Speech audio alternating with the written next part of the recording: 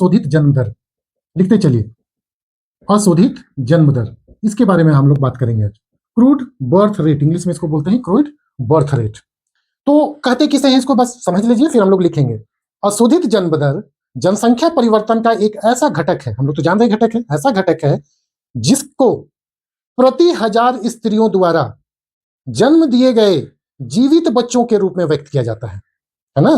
तो अशोधित जन्म दर जनसंख्या परिवर्तन का एक ऐसा घटक है जिसको किसी निश्चित प्रदेश में प्रति 1000 स्त्रियों द्वारा जन्म दिए गए जीवित बच्चों के रूप में व्यक्त किया जाता है। मान लीजिए कोई क्षेत्र है, हजारीबाग ही है, हजारीबाग में प्रति 1000 जो पर 1000 पर 1000 जो स्त्रियां हैं वो जन्म दिए बच्चों को, और उसमें से जो जीवित रह गए उन्हीं जीवित बच्चों को हम लोग बोलते हैं अशोधित जन्म दर। तो किसी निश्चित समय अवधि में किसी निश्चित क्षेत्र में जन्म दिए गए प्रति 1000 स्त्रियों पर जो जीवित बच्चे होते हैं उन्हें हम लोग अशोधित जन्म दर कहते हैं। सामान्य सी चीजें, तो इसको लिख लीजिए, इसको आप लोग लिख लीजिए। अशोधित जन्म दर लिखिए, अशोधित जन्म दर जनसंख्या परिवर्तन का, अशोधित जन्म दर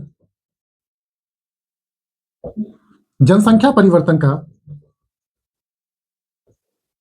जनसंख्या परिवर्तन का एक ऐसा घटक है, एक ऐसा घटक है, घटक है जो किसी निश्चित क्षेत्र में एक निश्चित अवधि में, एक निश्चित अवधि में प्रति 1000 स्त्रियों, प्रति 1000 स्त्रियों द्वारा जन्म दिए गए जीवित बच्चे को दर्शाता है।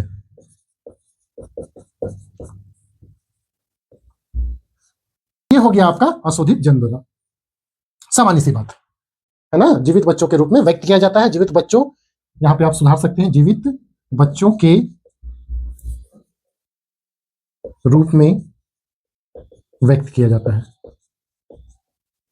व्यक्त किया जाता है। तो ये हो गई आपकी अशोधित जन्म दर की परिभाषा। इसे एक फॉर्मूला के तहत भी हम लोग लिखते हैं, ठीक है। तो इसका फॉर्मूला लिख लीजिए, अशोधित जन्म दर बराबर, अशोधित जन्म दर इज इक्वल टू, देखिए इसमें है कि फॉर्मूला आपको अगर हो सके ऑब्जेक्टिव में भी पूछ सकता है, ठीक है। तो इसको लिखे बराबर, यहां पे हो जाएगा अशोधित जन्म दर इक्वल टू, लिखे किसी वर्ष विशेष में जीवित जन्म, क्या लिखेंगे, किसी वर्ष विशेष में, किसी वर्ष विशेष में जीवित जन्म, जो जीवित जन्म होंगे किसी वर्ष विशेष में जीवित जन्म उस क्षेत्र के मध्य, उस क्षेत्र के मध्य वर्ष के अनुमानित जनसंख्या, उस क्षेत्र के मध्य वर्ष, जो बीच का वर्ष होगा, मध्य वर्ष के अनुमानित जनसंख्या,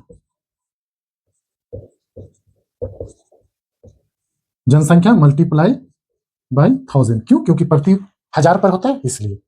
तो ये हो गया आपका अशोधित जन्म दर की परिभाषा और उसका फॉर्मूला ये हो गया। इसको याद रखिएगा ताकि आपको इसी से आप परिभाषा भी बना सकते हैं, या तो ऑब्जेक्टिव में आएगा तब इसे आप सॉल्व कर सकते हैं।